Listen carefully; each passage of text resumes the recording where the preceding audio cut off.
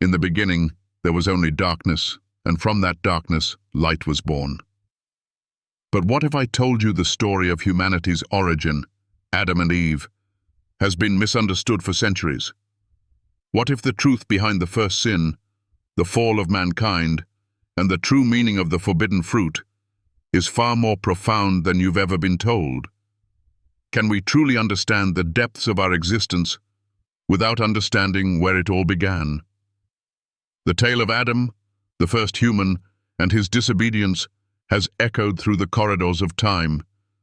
But is there more to this ancient story than we've been led to believe? Could there be hidden lessons that have been concealed from us? Lessons that could change the way we view our relationship with God, with each other, and with ourselves? In this video, we will uncover the true story behind Adam's creation and the forbidden fruit, exploring the surprising reasons Iblis refused to bow to Adam, and why this pivotal moment in history was not just about disobedience, but a spiritual war we continue to fight today. You'll discover why Cain's crime was not just an act of jealousy, but a deeper message about our nature, our choices, and our destiny. I promise you, the knowledge you're about to gain will challenge everything you thought you knew about sin, creation, and redemption. You will never look at the story of Adam, Eve, and the serpent the same way again. So let's dive into the untold truths that have been hidden from the human race for centuries. Are you ready to awaken to the truth? Keep watching, and I guarantee you will never forget what we are about to reveal. The creation of Adam, the first human being. In the beginning, there was a void. Then, from that void, God formed the first man, Adam. Imagine it, the very first breath of life, the first spark of consciousness. It's the origin of everything we know today, the start of our journey as human beings. But what does this story truly reveal about our nature, our purpose, and our connection to the divine? When God created Adam, He didn't just create a being of flesh and bones. He created a soul, an essence that would carry the divine breath, the spark of life itself. God shaped Adam from the earth, not just to walk the earth, but to connect with it, to care for it, and to give it meaning. He was not created in isolation, but rather as part of the grand design of the universe. Adam was given the unique ability to reason, to choose, and to know, qualities that set him apart from all other creatures. This is where the story of humanity begins, not just in creation, but in the responsibility and potential bestowed upon us from the very start. But it was not just the physical creation of Adam that was important, it was the essence of his being. When God breathed his life into Adam, He gave him dominion over the earth, a task to care for the world and all living creatures within it. This responsibility was not one of power, but one of stewardship, a deep connection to all things that live. It's a reminder that we, too, are not separate from nature or the universe, but are a part of it. Our existence is intertwined with everything around us. This is a deep lesson about respect, compassion, and responsibility, values that are still relevant today. However, Adam's creation wasn't without its deeper, often overlooked message. Adam was created in a moment of divine love and grace, yet his very existence posed a challenge to the rest of creation. While the angels worshipped in perfect harmony, there was a question: could humanity fulfill the divine plan? Would we embrace the gifts given to us? Would we uphold the sacred responsibility of stewardship, or would we fall prey to the very temptations that have plagued us since the beginning? In the story of Adam, we find a reflection of ourselves. Just as Adam was created with the breath of God, we too are filled with the divine spark. But what happens when we forget this connection? What happens when we act in ways that separate us from our true nature? The consequences of Adam's choices would soon reveal the path that humanity would walk, a path filled with challenges, temptations, and lessons. What Adam didn't realize in the moment of his creation was that with the gift of life came the gift of free will, the ability to choose between right and wrong. This very freedom was both a blessing and a challenge. It was this choice that would define humanity's relationship with God and with one another. And it's this choice that continues to challenge us today, urging us to reflect on the paths we take, the decisions we make, and the consequences they bring. The creation of Adam, therefore, isn't just a story of a man's beginning, it's the story of our collective journey. It asks us to consider how we use the gifts bestowed upon us, to recognize that we are part of something greater than ourselves, and to reflect on the responsibility we have to care for our world, our communities, and ourselves. As we walk this earth, we must remember that we are not isolated, but connected to everything around us, just as Adam was when he first took his steps on this sacred ground. The rebellion of Iblis, the fall of the first angel. As the story of creation unfolded, there came a moment of choice that would alter the course of human history. While Adam was given life and the world was set before him, Iblis, the once glorious angel, stood in defiance. This moment, the first act of rebellion in creation, is one that reverberates through the ages, raising questions about pride, disobedience, and the consequences of free will. Iblis's refusal to bow before Adam was not just an act of arrogance, it was a profound challenge to the divine order, a declaration that would change everything. Iblis, who had once been a servant of God, was cast into the role of the greatest adversary humanity would ever face. In the moments leading up to his refusal to bow to Adam, Iblis's heart was filled with pride. He believed himself to be superior to Adam, for he had been created from fire, while Adam was formed from clay. In his eyes, fire was pure, powerful, and noble, while clay was merely humble and insignificant. But in that moment of pride, Iblis forgot that greatness is not defined by one's origins or form, but by the choices one makes. In the refusal to bow, Iblis made the most dangerous mistake of all. He placed himself above God's will. He believed his own reasoning and desires to be superior to the divine command. This moment marks the beginning of the rebellion not just of an angel, but of every soul that would follow after him in disobedience. Iblis's pride was the seed that would grow into the temptation, the whispering voice that would lead Adam and Eve to the very fall of mankind. What does this tell us about the nature of temptation and pride? It reveals that the root of all sin begins with the desire to elevate oneself above others, to believe that one's own will is greater than the divine plan. It's easy to look at Iblis's story and condemn his actions, but how often do we find ourselves acting with the same pride, the same belief that our way is the best way? How often do we let our egos and desires blind us to the truth that we are part of something greater than ourselves?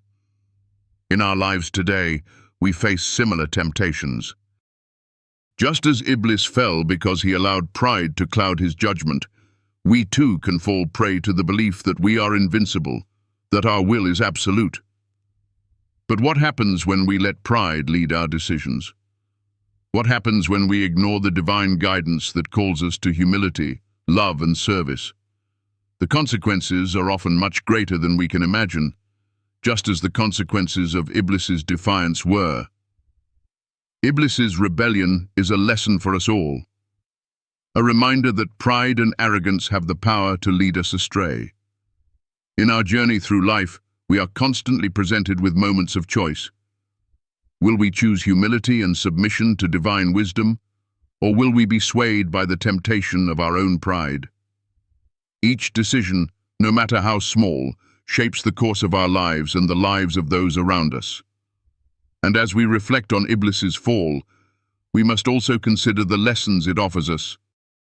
It teaches us that no matter our form, no matter our origins, it is our choices that define us. In every moment, we have the power to choose love over pride, humility over arrogance, and unity over division. The story of Iblis challenges us to examine our own hearts, to see where pride may be clouding our judgment, and to make the conscious decision to live in alignment with the divine plan. It is this choice, this daily commitment to humility and love, that will guide us through the challenges of life and help us to overcome the temptations that, just like Iblis, threaten to lead us astray. Hawwa, the creation of the first woman. After Adam was created, something was still missing. There was a void in his heart, an emptiness that could not be filled by the beauty of the world around him.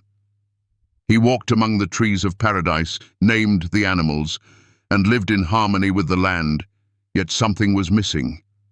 And so, God looked upon Adam and saw that he was alone. In his divine wisdom, God decided to create a companion for Adam, a partner who would complete him, not in a way of dominance or submission, but as equals in purpose, love, and unity. And thus, Hawwa was born, not from the dust of the earth, but from the very essence of Adam, made from his rib, a part of him. She was created to be his companion, his equal in every sense. Hawwa's creation was an act of divine compassion and wisdom. She was not created to be subservient, but to walk beside Adam, to share in the joys and sorrows of life, and to build a partnership that would give birth to generations. She was formed from Adam's side, a symbol of the unity that they were meant to share, not one above the other, but as equal partners in the stewardship of the earth. This unity between Adam and Hawwa is the foundation of all human relationships. It teaches us that true companionship is based on love, equality, and respect. As the first woman, Hawwa represents the divine feminine, a balance to Adam's masculine energy.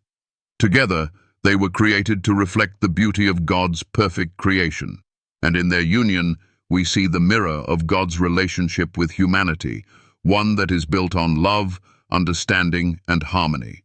The beauty of Hawwa's creation lies not just in her form, but in the purpose she was given, to complete Adam and together to fulfill God's plan for creation. The story of Hawwa challenges us to look at the way we view relationships. In a world where we often focus on power, competition, and dominance, the creation of Hawwa reminds us of the importance of mutual respect and love in every partnership. Whether in marriage, friendship, or family, the essence of true connection lies in the recognition of each person's inherent worth and dignity. Just as Adam and Hawwa were meant to walk alongside each other, we too are called to walk with one another in love and understanding. However, just as Adam and Hawwa's union was meant to bring harmony, it was also a test of their willingness to accept their roles as caretakers of the earth, of their willingness to submit to the will of God, and their willingness to face temptation together. This leads us to the next chapter in their story, the moment of their greatest challenge. The forbidden tree, the fall of humanity. In the Garden of Eden, Adam and Hawwa lived in bliss, surrounded by beauty, abundance, and peace. God had given them everything they needed, from the fruit of the trees to the rivers that flowed through paradise. There was only one command that they needed to follow. They must not eat from the tree of knowledge of good and evil. It was a simple command, yet it held profound meaning. It was a test of their obedience, their trust in God's plan, and their ability to resist the temptation that would arise. But as we know, temptation is a powerful force. It whispers to us in the quiet moments of our lives, offering promises of knowledge, power, and fulfillment. And so, when Hawwa stood before the forbidden tree, the serpent came to her, as it always does in times of weakness. It whispered words of doubt, convincing her that she could not be whole without tasting the fruit, that she would become like God, knowing good and evil. The serpent's words were seductive, but they were lies dressed as truth. And in that moment, Hawwa made a choice. She took the fruit from the tree, and she ate it. And then she gave it to Adam. In that one act, the course of human history changed forever. The moment they ate the fruit, they were no longer the innocent beings they once were. They became aware of their nakedness, ashamed of their vulnerability. They saw themselves as separate from God, and the beautiful harmony they had once shared was broken. This moment of disobedience, this fall from grace, is what we call the original sin. It is the story of humanity's struggle with temptation, with the desire to take control, to know things that are beyond us, and to make decisions that we are not equipped to handle. It is a story that resonates deeply within us all, for we all face moments of temptation in our lives. We all wrestle with the desire to take what is not ours, to act on our own understanding, and to question the boundaries that have been set for us. But what can we learn from this story? First, we learn that disobedience has consequences. The moment Adam and Hawwa ate from the tree, they were cast out of paradise. They lost their innocence, their perfect connection with God, and their perfect relationship with each other. But the story doesn't end there. Even in their fall, God showed them mercy.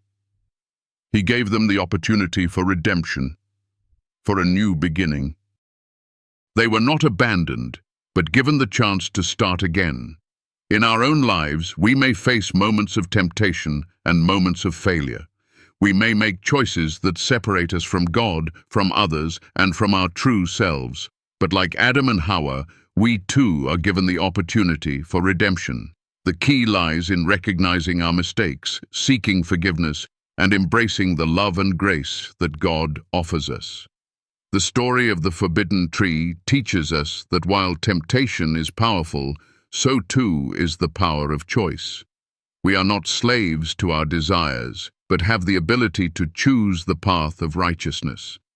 Just as Adam and Hawwa were given a second chance, we too are called to rise above our mistakes and walk in the light of God's love. It is through our choices that we define our future, and it is through our repentance and forgiveness that we heal the wounds we have created. As we reflect on this story, we are reminded that we are not defined by our failures, but by our ability to learn, to grow, and to seek redemption. We are called to make choices that honor God, that respect the divine plan, and that lead us to a life of peace, love, and understanding. Just as Adam and Hawwa were given the opportunity to start again, so too are we, each and every day. Let us choose wisely. Let us choose love, and let us choose the path that leads us back to God's grace. Cain and Abel, the first sin among brothers. In the wake of Adam and Hawwa's departure from the Garden of Eden, humanity began to grow, and with it, the challenges of life on earth. The first children born to Adam and Hawwa were Cain and Abel.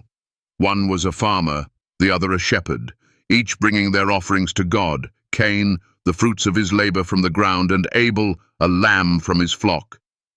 But God accepted Abel's offering, not Cain's. Why? Cain's heart was filled with jealousy, and the weight of his pride grew heavy. His anger swelled, and in that moment he chose to let his feelings of rejection guide his actions. Instead of examining his heart, instead of seeking understanding, he allowed bitterness to fester and lead him down a path of violence. One day, while out in the field, Cain rose up against Abel and took his life. The first murder in history, not driven by hatred of an enemy, but by the anguish of envy and pride between brothers. This story, though ancient, still resonates deeply with us. How many times have we in our own lives let envy drive our actions? How often do we allow our insecurities or feelings of inadequacy to cloud our judgment? Cain's sin wasn't just about the physical act of murder, it was the culmination of unchecked emotions, feelings of superiority, and the refusal to confront his inner turmoil. We must ask ourselves, how often do we harm others, whether in words, actions, or in our hearts, because we feel overlooked, rejected, or less than? The lesson in Cain's story is profound. Unchecked pride and jealousy can lead to devastating consequences, not just for the one wronged, but for the one who harbors these emotions. Cain's crime is a warning to us all. The enemy of our souls does not need grand schemes to cause destruction. He needs only the smallest seed of pride or jealousy to take root in our hearts. If we are not vigilant, these feelings will grow and consume us, just as they did Cain. The choice to harbor negative emotions is ours, and while the temptation to act on them may be strong, the consequences are always far-reaching. Yet in the aftermath of Cain's sin, God shows his mercy. When Cain is confronted with his crime, God does not immediately destroy him, but instead offers him a chance for redemption. God marks Cain, not to protect him from others, but as a sign that despite his sin, he is still worthy of grace. This is the remarkable power of God's forgiveness. Even when we fail, he offers us a way back, a chance to start anew. Cain's story is not one of hopelessness, but of the enduring opportunity for repentance and redemption. No matter how great our sins, no matter how deep the damage, God's mercy is always available to us, if we are willing to seek it with a repentant heart. Adam and Hawwa's descent to earth, the beginning of humanity's struggle. After their fall, Adam and Hawwa were cast out of the Garden of Eden, the paradise that was meant to be their eternal home. It was here, in this moment of loss, that the true journey of humanity began. No longer surrounded by the abundance and ease of paradise, Adam and Hawwa found themselves in a world of hardship, struggle, and suffering. It was a world that demanded they learn to live by the sweat of their brow, a world where they had to confront the harsh realities of life and death. But in this moment of exile, God in his infinite mercy did not abandon Adam and Hawwa. Instead, he gave them the tools to survive and thrive in this new world. The earth that once yielded its fruits so freely now required cultivation and toil. The paradise that had been home to innocence and joy now became a place of testing, a world where Adam and Hawwa's children would grow, struggle, and learn. But in their struggle, they would also discover something crucial, the power of free will, the gift of choice. In their new life on earth, Adam and Hawwa were not simply punished. They were given the gift of experience, the chance to grow, to reflect, and to make their own way. They would face challenges, yes, but in those challenges, they would also learn the value of hard work, the meaning of sacrifice, and the depth of grace. Their exile was not a curse, but a beginning of a journey that would lead not just to the survival of the human race, but to the possibility of redemption for all of humanity. The story of Adam and Hawwa's descent is also our story. We too are born into a world where suffering and struggle are inevitable, where hardship is part of the human condition. But just as God did not abandon Adam and Hawwa, he does not abandon us in our struggles. He equips us with the strength, the wisdom, and the love to navigate the challenges we face. It is through these challenges that we grow, that we come to understand our purpose, and that we learn to rely on the grace and mercy of God. The world we live in is far from perfect. It is filled with pain, loss, and hardship. But it is also filled with beauty, love, and hope. And just as Adam and Hawwa were given the chance to live and learn in the new world they were thrust into, we too are given the opportunity to learn and grow through the trials of our own lives. Every challenge we face is an opportunity for growth, for transformation, and for drawing closer to the divine. In their exile, Adam and Hawwa were not alone, and neither are we. Though we may walk through difficult times, we are never truly abandoned. The same God who walked with Adam and Hawwa in the garden is the same God who walks with us through every trial, offering his presence, his guidance, and his grace. Our struggles are not the end of our story. They are the beginning of something greater, the opportunity to choose love, faith, and hope in the midst of adversity. Just as Adam and Hawwa's descent was the beginning of humanity's struggle, it was also the beginning of humanity's potential for redemption. And so too is our journey. Through every hardship, we have the opportunity to rise, to learn, and to embrace the grace that God offers to us all. As we close this journey through the profound story of Adam, Hawwa, and the choices that shaped humanity, let's take a moment to reflect on the powerful lessons that resonate through these ancient words. The story of Adam and Hawwa's creation, the fall from grace, the first sin, and their struggles after leaving the Garden of Eden isn't just a tale from long ago. It is a living, breathing narrative that continues to echo in our hearts and minds today. The wisdom within these stories is timeless, and if we pause to listen, we can find guidance, healing, and redemption in the very struggles we face in our modern world. From Adam's creation to the fall of man, we learn that our worth is not defined by our circumstances, but by the divine spark within us, the breath of life God gave to Adam, and the power of choice he bestowed upon him. We are reminded that the very essence of our humanity is bound to the earth, to our relationships, and most profoundly, to the divine will that calls us to act with love, humility, and care for each other. Every choice we make is an echo of the choices made by Adam and Hawwa, and as we navigate our lives, we are constantly presented with moments where we too must choose. Will we give in to the temptations of pride, jealousy, and fear, or will we rise to the challenge of love, faith, and forgiveness? Cain's story teaches us that the roots of sin begin not in our actions, but in our hearts. The jealousy, pride, and bitterness that consumed him serve as a mirror for our own struggles with negative emotions. We see that when we refuse to confront our pain and instead allow resentment to take root, we too can be led astray. But we also learn that even in the aftermath of sin, there is always a path to redemption. God's grace is never far from us, and no matter the depth of our fall, His love is always waiting to restore us. As Adam and Hawwa descended into the world outside Eden, they were not abandoned but given the gift of new beginnings. In their exile, they were provided with the opportunity to grow, to learn, and to find their way back to God. This powerful narrative reminds us that even when we face our own struggles and hardships, we are never truly alone. God is with us in our trials, guiding us, loving us, and offering us the chance to rise again. It is easy to look at these ancient stories and think they are simply relics of the past, but in reality, they are living lessons for our own lives. Just as Adam and Hawwa were called to be caretakers of the earth, we too are called to be caretakers of our own hearts, our relationships, and our world.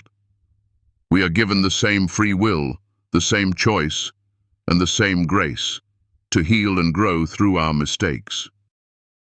And just as Adam and Hawwa were given the opportunity for redemption, so too are we offered the chance to start anew, each and every day.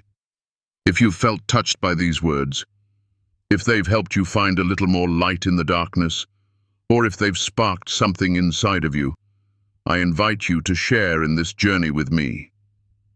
If these stories resonate with you, if they offer healing or hope in your own life, I ask you to consider supporting this channel.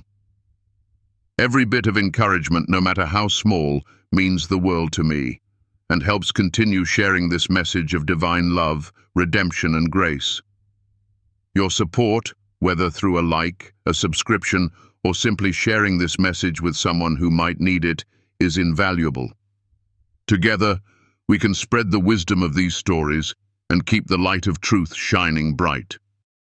So if this video has touched your soul, if it has helped you find peace amidst the chaos, I invite you to help me keep this light shining, to continue sharing the powerful word of God, and to bring hope and healing to those who need it most. Thank you from the depths of my heart for being part of this journey. Your presence here, your willingness to listen, and your support in any form are more meaningful than words can express. May we all continue to seek the truth, embrace love, and walk in the light that has been given to us. Let this be a reminder that even in the darkest moments, God's grace is always with us, and we are never alone.